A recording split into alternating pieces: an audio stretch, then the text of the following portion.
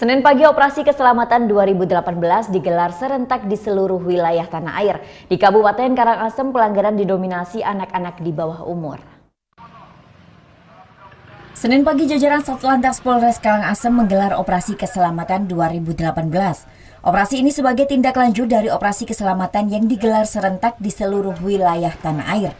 Di hari pertama pelaksanaannya pelanggaran didominasi oleh anak-anak di bawah umur. Sebagian besar dari mereka tidak mengenakan helm serta tidak memiliki surat-surat kendaraan. Selain menindak pengguna kendaraan roda 2 dalam operasi keselamatan ini juga menindak pengguna kendaraan roda 4. Dalam penindakan terpantau masih banyak pengguna kendaraan roda 4 yang tidak memasang sabuk keselamatan. Selain itu dalam operasi ini polisi juga mensosialisasikan pelarangan penggunaan headset saat berkendara karena dapat mengganggu konsentrasi.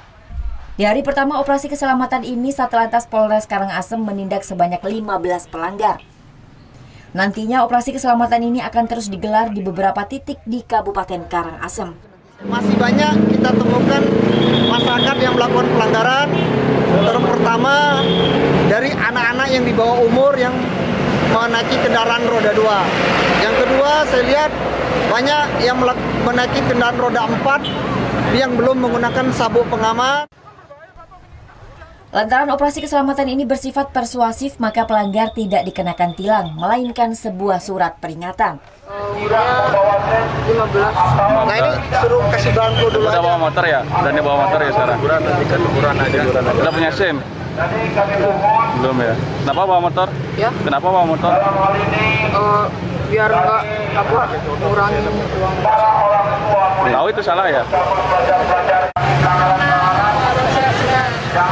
Umurnya berapa sekarang deh? 14?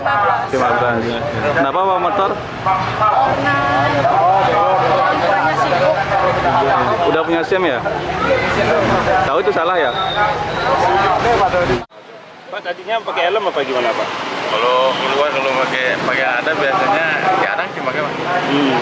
Berarti untuk saat ini gimana Pak? Berarti menyalahi ya Pak?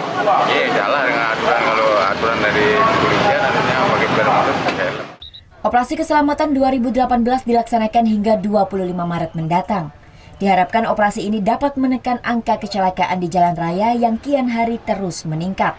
Kadek Martana melaporkan untuk NET.